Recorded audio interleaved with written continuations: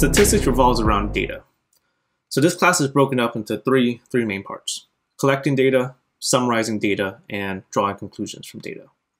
So what's data? Hopefully by now you've had a chance to take a look at the course survey. So in the course survey, I asked you for things like your age, your major, how far you live from CRC. So all of those things are data. Data is just information that we collect.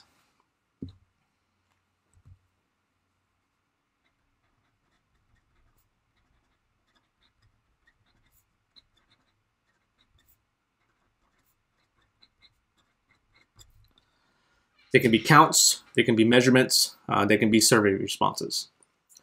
So in this section, we're going to talk about the different types of data. So it's going to be important to know what type of data you have, because later on, the type of data you have is going to determine what you can do with it, what type of analysis you can do with that type of data. Before we go further, let me give you an overview of where we're trying to get to. Okay, so like I said, statistics is about collecting data, summarizing data, and drawing conclusions from data. So here I have some data that I collected, right?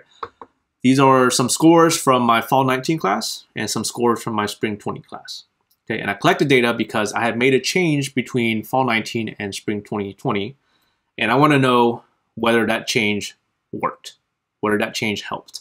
Okay, if you think that's not interesting, think about this in terms of scientists trying to decide whether a medicine or a vaccine works. Okay, think of this as a group of people that you give the medicine to, and then this as a group of people that you give a placebo, a fake medicine to. And you want to know whether your medicine, the medicine or vaccine works. And I want to know whether my change worked. So this is raw data, right? We collected data, a whole bunch of numbers. In order to understand it, we have to do something with this data. What do? You have to summarize it somehow. So you may say, take the average. And you will be right. That is one summary that we'll talk about later on. What do you do after you get that summary? What do you do after you get that average? Well, you want to compare the two groups, right? To see whether the change worked or whether the medicine worked. But here's the hard part, okay? The students who took my class in fall 19 are different than the students who took my class in spring 20, right? There are two different groups of students. No one retook my class. So there's different groups of students. So you expect there to be a difference anyway, right? The group that took the medicine, the group that took the placebo. Two different groups of people. So there should be a difference anyway. So the big question is, when is the difference big enough for you to say that the medicine worked? And when is it small that you have to say that it could be due to the fact that these are just two different groups of people? Right? That's one of the big questions we'll talk about by the end of the class. Another big idea we'll get to is something like this. Okay, so here's the headline. It says 14% of Americans have changed their mind about an issue because of something they saw on social media. 14% of Americans. It's implying 14% of all Americans. Where did they get this 14%? Who did they ask? Did they ask you? I know they didn't ask me. So 14% of Americans.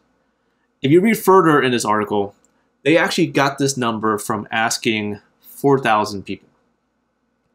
How is it that they're able to confidently say in this headline, 14% of Americans, which they're implying 14% of all Americans, from asking just 4,000 people, which is a really small number compared to all Americans? Okay? Is that even possible? To be able to make a statement about everybody when you only ask a small number of people? Okay? That's one of the other big ideas we'll get to by the end of the class. Data is broken up into two main types: qualitative and quantitative. So let me start with quantitative. So the word quantitative comes from the word quantity, which means how many. So quantitative data are going to be most of the time numbers.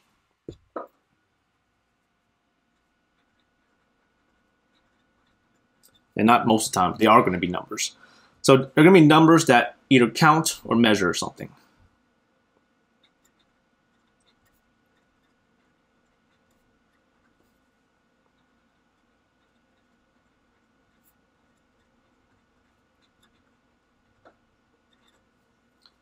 And because they're numbers, it's going to make sense to do math with these numbers.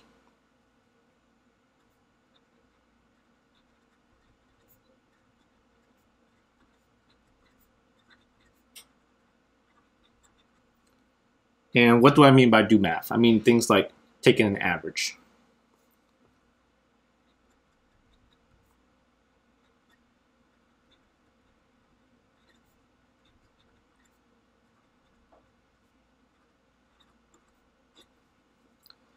What are some examples of quantitative data? Well, age.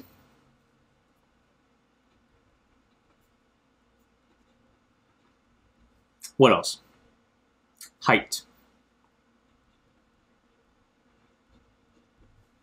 So if I ask you your age or your height, you definitely are going to give me a number, right? Age counts how many years you've been alive. Height measures how tall you are.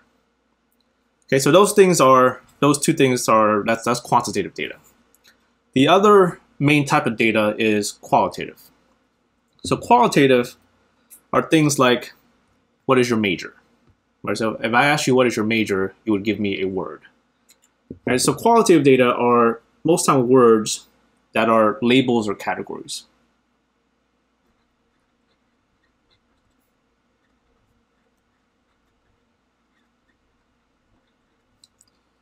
Now, sometimes they can be numbers.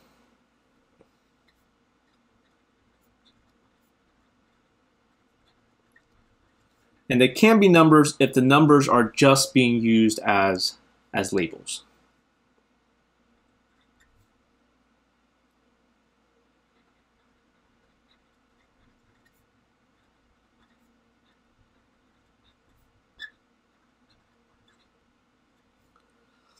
And let me give you an example of this.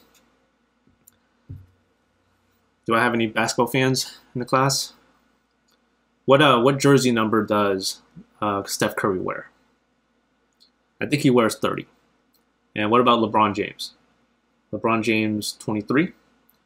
So 30 and 23. They're numbers, but do those numbers actually count or measure anything? Like the number 30. Is that a count of something? Is that a measurement of something? I don't think so. Okay? And if that criteria doesn't help, think about the second one. Right? If I take Steph Curry's number, 30, and LeBron James's number, 23, does it make sense to do math with those two numbers? For example, does it make sense to take the average of those two numbers?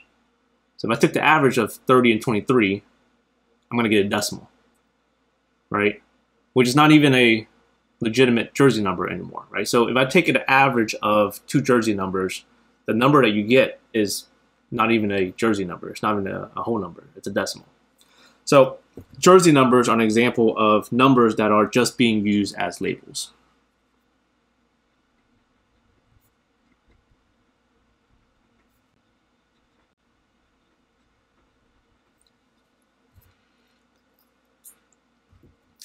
Because qualitative data are labels and categories, sometimes you'll see the word categorical used here.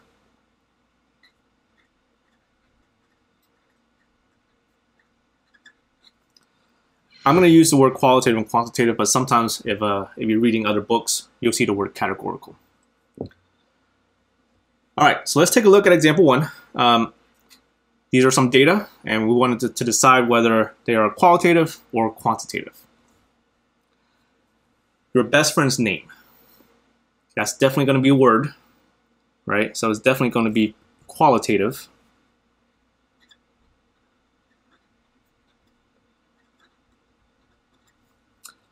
Your best friend's age. We talked about age already. Age is going to be a number. Does it count something? Yes, it counts how many years you've been alive. Right, so this is for sure going to be quantitative.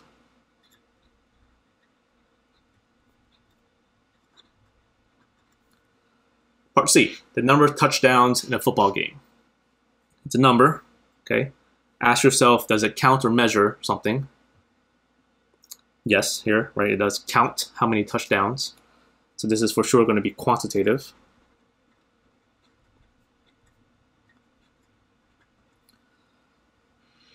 Your zip code. It's a number, right? 95823 is a zip code. It's a number. Does it count or measure something? And if that doesn't help you, take a look at the second one, right? Does it make sense to do math with zip codes? If I take two zip codes and I take the average of them, is it still a zip code? I don't think so, right? If you take two zip codes and you average them, you might not get a whole number. You might get a decimal, which is not even a legitimate zip code anymore. So zip code, because it doesn't make sense to take the average of two zip codes, this is going to be qualitative.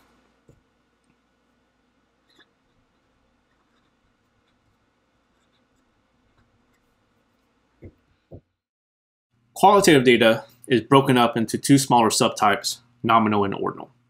So these are types of qualitative data. And remember, qualitative, these are the labels and categories. Most of the time, qualitative data are words. So ordinal are going to be words that have a natural order.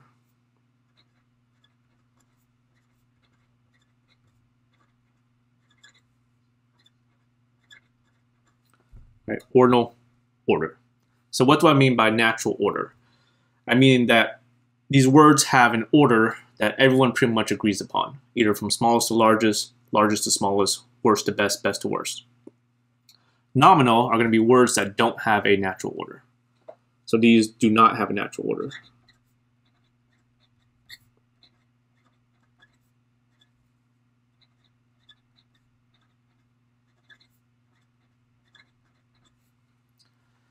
So let's take a look at some examples. Part A, the categories strongly disagree, disagree, neutral, agree, strongly agree. So do these words strongly disagree, disagree, neutral, agree, strongly agree, is there a natural order to these words? Like from worst to best, best to worst? Yes, right? Strongly disagree is like the worst. Strongly agree is the best. So these would be ordinal.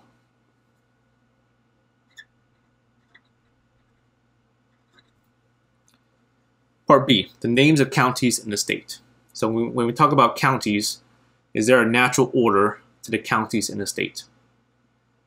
Now, you might say alphabetical order.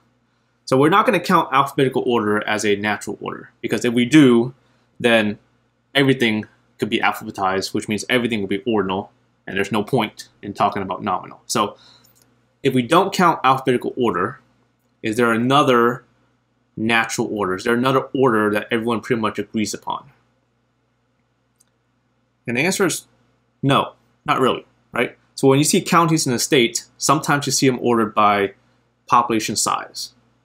Sometimes you see them ordered by location, from north to south, south to north. So there's no one order that everyone agrees upon when you talk about counties of a state. So counties of a state would be nominal.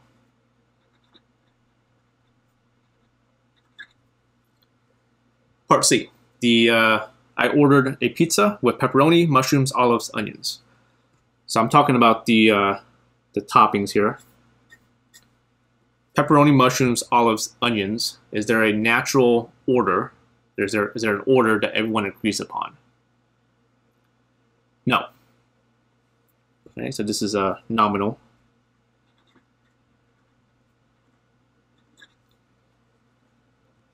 Part D, I got an A in statistics, a B in biology, and C's in history and English.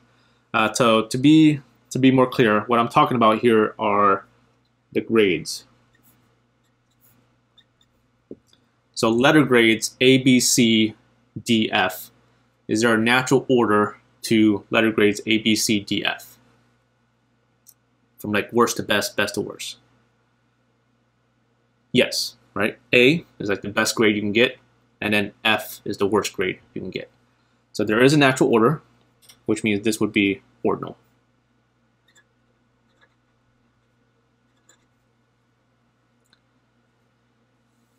Quantitative data are broken up into discrete and continuous. And remember, quantitative data these are the numbers. So let me first talk about continuous.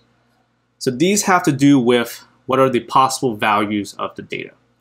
Continuous, the possible values are going to be any number in a range.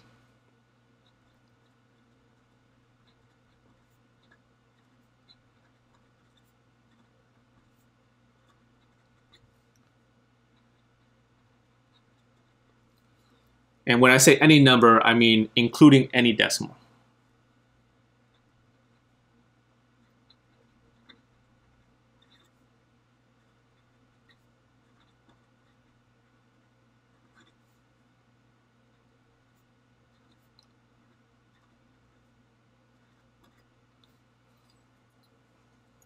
All right, let's talk about an example here.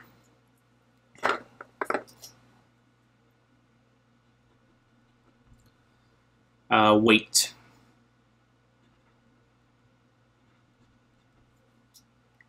So if we talk about weight, what is a possible value of weight? Well, 150 pounds, right? That's a possible value for weight. What's another possible value for weight? 180 pounds, okay? Is any decimal between 160 and 180, is that also another possible weight? For example, if we said 155.791, is that a legitimate weight? Is that a possible weight that someone could have? I forgot what I said. 170.591. Is that a possible weight? Yes, right? So any decimal between 160 and 180 is a possible weight, right? That would be an example of a continuous quantitative data. Discrete, the possible values are not going to be any decimal, right? The possible values are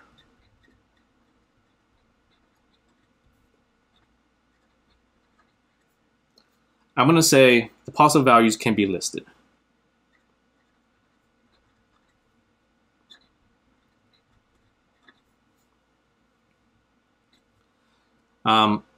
The list could be infinite.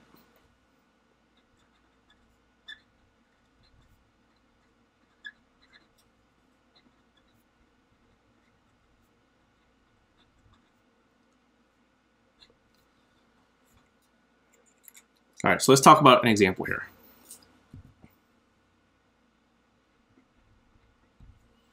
Okay, so if I ask you for how many followers you have on Twitter,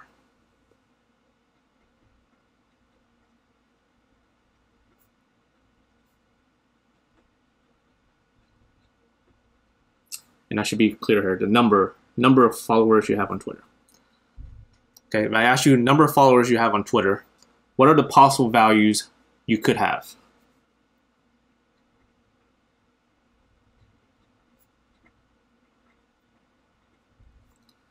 Well, you can say you have 0 followers, right? What's another possible value? 1, 2, 3, and so on. Okay, so I can list all of the possible followers someone could have on Twitter, right? It could be 0, 1, 2, 3, ... So that's what I mean by it could be infinite. But what's important here is that I can't have any decimal, right? So it doesn't make sense to say that I have 2.358 followers. Okay, so that's what makes it different. That's what determines the difference between continuous and discrete. So think about what are the possible values. If it can be any decimal, it's going to be continuous. And if it's not continuous, then it's going to be discrete. Let's take a look at some examples here. So all of these are going to be quantitative, so all of these should be numbers, and we're going to decide whether they are discrete or continuous. Part A, the amount of caffeine in a cup of Starbucks coffee. So caffeine is usually measured in milligrams, right? So what's a possible value for milligrams? Could it be any decimal? Does it make sense to have 100.12891 milligrams of caffeine? Does that make sense? Yes, it does. So if it makes sense to have any decimal, it's going to be continuous.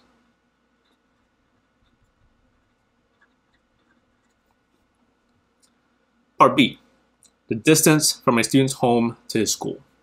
So distance is usually, we're talking about miles, right? Does it make sense to have any decimal as miles?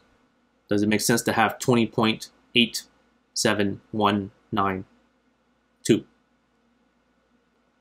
Is that a possible distance? Yeah. So this would be continuous.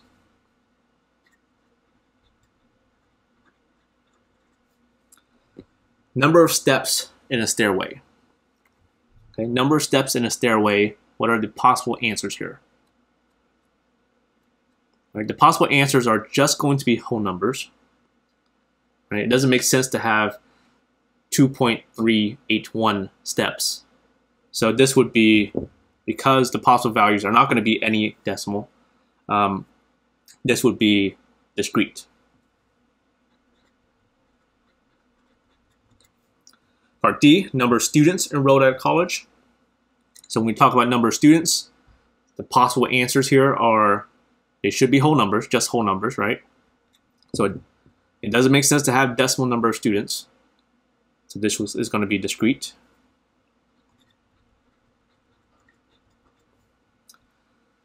The length of your foot. So when we talk about length, let's say inches, right? Is it possible to have a length that is any decimal? So like 8.197 inches. Does that make sense as a length of someone's foot? Yeah, right? So you can have any decimal, which means this is going to be continuous.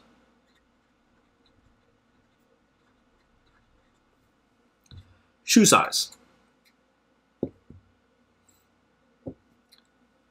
What are some possible shoe sizes?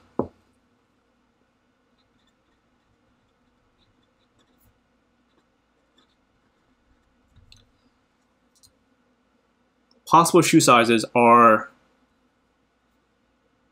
7, 7.5, 8, 8.5, and so on.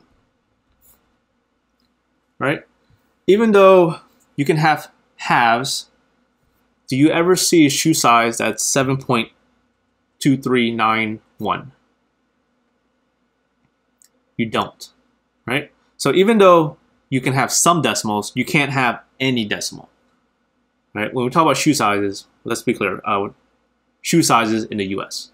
When we talk about shoe sizes in the US, these are like the only possible values you have, right? Whole numbers or whole numbers and a half. So possible values are not any decimal, even though there's some decimals, but it's not going to be any decimal. So shoe sizes are not going to be continuous. They're actually going to be discrete.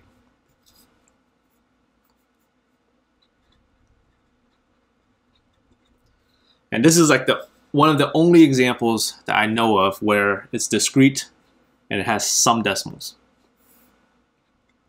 Most of the time, discrete is going to be just whole numbers, right? So here, number of students, just whole numbers, number of steps, just whole numbers. All right, let's put everything together. For each data, we have to first decide whether it's qualitative or quantitative. If it's qualitative, we have to decide whether it's nominal or ordinal. If it's quantitative, we have to decide whether it's discrete or continuous. All right, so I should have 2 words for each data. Part A, number of patients who reported that a new drug had relieved their pain. It's a number, okay? So it could be quantitative, but remember, you have to ask yourself, does this number count or measure something? Yes, it does, right? It counts how many patients had their pain relieved. So this one is for sure going to be quantitative.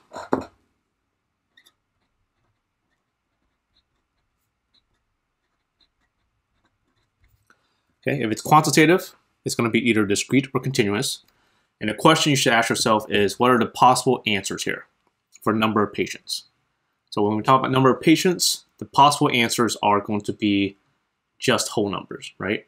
So in other words, you can't have decimal patients, right? So 2.358 doesn't make sense as a number of patients, which means it's going to be discrete.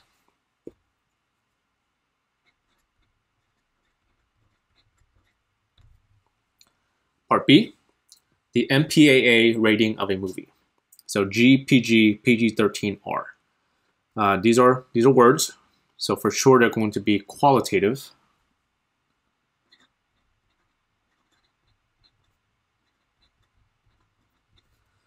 And if it's qualitative, it's going to be either nominal or ordinal. And the question you should ask yourself is there a natural order to GPG P13R? Is there an order that everyone agrees upon from either smallest to largest, largest to smallest, worst to best, best to worst?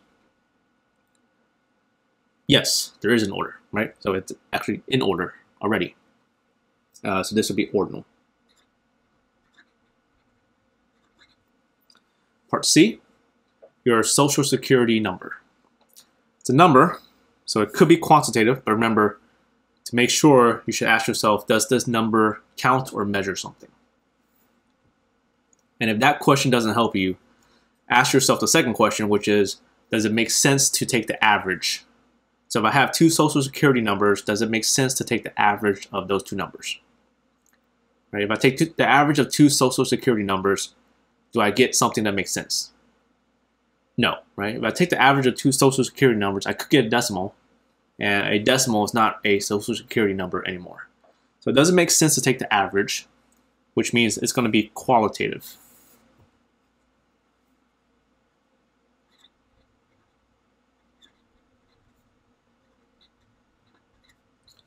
Okay, if it's qualitative, we have to decide, is it nominal or ordinal? So is there a natural order to social security numbers? So this one, I don't know. You could say that you can order it numerically, right, from smallest number to largest number, in which case I would say that, yes, it's ordinal. But when we say ordinal, we mean an order that actually means something. So I don't know if social security numbers are given out in order. So is it true that the very last social security number corresponds to the very last person who was born? I don't think so. I think they might be given out in random order, but I'm not sure. So if they're given out in random order, I would say it's nominal. If they're given out in order of birth or in order of, say, new citizen, I would say it is ordinal. So I'll accept both here. Could be ordinal. But I really think it's nominal. Part D, the amount of money in a jar of coins. Okay, so amount of money is going to be a number. Okay, so it could be quantitative. Okay, does this number count or measure something? Yeah, it counts how much money, right, or it measures how much money. So for sure, it's going to be quantitative.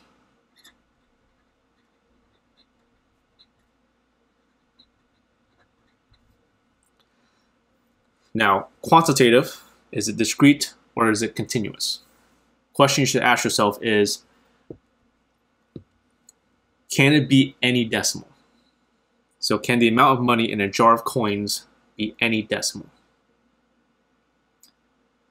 If we're talking about money in a jar of coins, it's going to be something like this, right? $5.31. In other words, it's going to be a whole number and two decimals. That's it. Right? You're not going to get 5.3181978 as an answer. Right? So you can't have any decimal. So it's not going to be continuous. It's actually going to be discrete.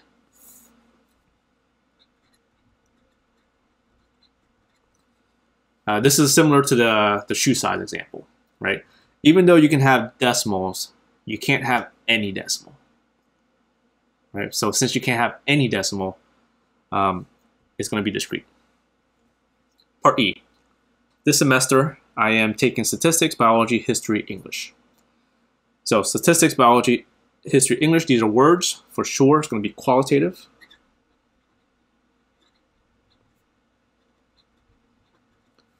And qualitative is going to be either nominal or ordinal. Is there a natural order to these classes? No, there isn't. Okay, this is going to be nominal.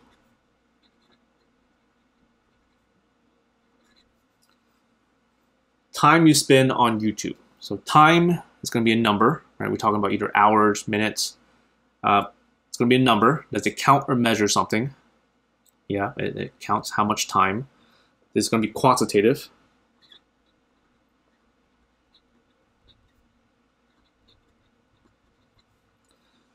and we have to decide whether it's discrete or continuous. Okay, question you should ask yourself is, when we're talking about time, does it make sense to have any decimal as a time? So does 2.351, does that make sense as a time? Yes, it does, right? So you could have any decimal as a time. It does make sense. So this would be continuous.